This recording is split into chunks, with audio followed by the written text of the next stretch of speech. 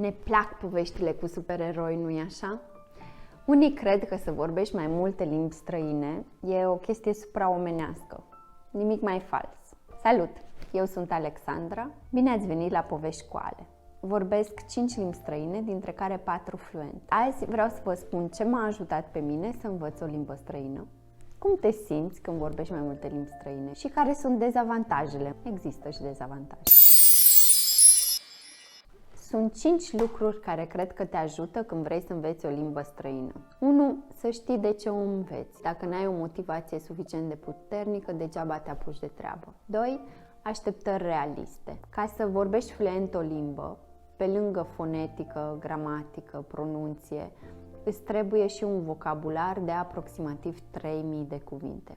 Să poți duce o conversație de bază cu oricine. Fetița mea de 1 an jumate, momentan învață 2-3 cuvinte pe zi. Ea învață să vorbească. Dar nu e foarte diferit pentru cineva care învață o limbă străină. Din ce am citit, cam 3-5 cuvinte pe zi învățăm și nu mă refer la învățare mecanică, ci la acea învățare care cunoști sensul, știi să folosești cuvântul în propoziție, îl folosești suficient de des, astfel încât să nu-l uiți peste 3 săptămâni. Dacă faceți un calcul simplu, 3 cuvinte pe zi, 3000 de cuvinte, probabil ai nevoie de vreo 2 ani jumătate să ajungi acolo. Dacă vedeți vreun site, o aplicație ce vă spune că veți învăța o limbă străină în 3 săptămâni sau 3 luni sau 6 luni, e cam nerealist. Doar dacă nu înveți o limbă foarte asemănătoare cu una pe care o cunoști, altfel nu prea cred. Mie mi-a luat 1 an jumate la fiecare limbă pe care am învățat-o și sunt toate asemănătoare. Ajută mult să știi ce stil ai de a învăța. Cred că există 2 stiluri total opuse. Eu învăț intuitiv, așa cum învață fetița mea, ascultând mult. Soțul meu trebuie să știe gramatica, în primul rând, cum se fac articolele și apoi aplică ce a învățat, făcând această regulă mentală înainte să vorbească. În funcție de stilul pe care îl ai, planul de învățare va fi diferit. Dacă înveți cu reguli, atunci ai nevoie de ceva foarte structurat. Dacă înveți mai mult intuitiv, atunci te vei expune mult mai mult la limbă prin metode mai neconvenționale. Imersia totală ajută. Dacă reușești să locuiești într-o țară, e ideal. Dacă nu, video, cărți. Engleza am învățat-o de la Cartoon Network. Spaniola, vocabularul de bază, primele 500 de cuvinte le-am învățat de la telenovele. Embarasada! Pentru franceză mi-am mărit vocabularul datorită cărților. Am descoperit benzile desenate. L'Arabe du futur. Vă recomand. Italiana, pentru că am copii mici, cu cărțile de copii. Iar numărul 5, ai nevoie de curaj. Chiar dacă ți se pare că nu poți, că nu știi, că nu ești pregătit, aruncă-te. Vorbește cu cineva, mută-te într-o țară unde se vorbește limba respectivă și așa vei învăța mult mai repede. Când am aplicat pentru Erasmus, întâi am aplicat pentru engleză, nu am luat bursa și o prietenă mi-a spus: de ce nu încerci pe spaniolă? Studiam la Universitate Spaniola de doar 1 an, în plus față de telenovele, și nu mă simțeam deloc pregătită. Dar am zis ok. Cu ajutorul unor prieteni buni, Oana, Alina, Sorin, am stat toată noaptea și mi-am pregătit dosarul de aplicare. Termenul limită era a doua zi. Pe vremea aia nu era Google Translate și aveam internet prin dial-up care făcea și dura o jumătate de oră să încarci o pagină. Am reușit să facem dosar. Iar partea amuzantă e că am mers în seara aia să ne luăm de mâncare de la un restaurant, nu mai știu ce era, mexican, cred, pe Bulevardul Dacia, și era acolo un domn mexican care era nativ de limbă spaniolă, așa că după ce am luat mâncare m-am dus la el și am spus: aș putea să vin la dumneavoastră la ora 7 dimineața să vă arăt dosarul meu de aplicare, să îmi corectați spaniola? Și domnul foarte simpatic a zis că da. La ora 7 eram la el în birou dimineața și la ora 8 eram la ASE să-mi depun dosarul pentru bursa Erasmus. Și așa am ajuns în Spania și am reușit să fiu fluentă în limba spaniolă. Referitor la cum mă simt că vorbesc mai multe limbi străine, nu mă simt ca un supererou. Deși e destul de cool să reușești să citești instrucțiunile de la mașina de spălat în mai multe limbi.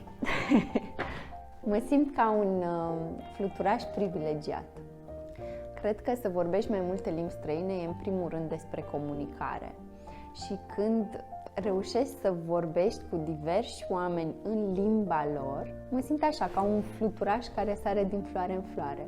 Eu, extrovertă de felul meu, îmi face mare plăcere să pot să vorbesc cu oamenii în limba lor. Iar privilegiat, pentru că în trecut doar cei bogați aveau acces la informație. Pe lângă faptul că engleza e de bază, să vezi diferite filmulețe educative, să citești cărți. Poate asta va deveni mai ușor cu timpul, cu inteligența artificială. Dar accesul la o cultură, cred că e mult mai greu să îl ai fără să vorbești limba respectivă. Una e să te duci la Paris ca și un turist, să vorbești engleza, și alta e să te duci la Paris, să înțelegi glumele pe care francezii le fac, să poți să mergi la teatru, să absorbi cultura în toată nuanța ei. Asta îmi place mie la faptul că reușesc să vorbesc mai multe limbi străine. Dezavantajele sunt două. Una, dacă vorbești limbi foarte asemănătoare, cum e cazul meu, la un moment dat se suprapun. Cred că atunci când înveți o limbă străină, e ca și cum îți construiești o autostradă prin creier. Iar când înveți o limbă asemănătoare cu cea pe care o cunoști, se suprapun autostrăzile. Și în cazul meu se ciocnesc lucrurile. E foarte interesant. Franceza, spaniola și italiana sunt toate asemănătoare, toate sunt latine. Dar cu franceza nu am probleme, e separată, poate din cauza pronunției. În schimb, spaniola și italiana mi s-au suprapus. Inițial, când încercam să vorbesc în italiană, mi-ieșea în spaniolă. Acum vorbesc italiana fluent, locuiesc în Italia de câțiva ani și doar asta aud.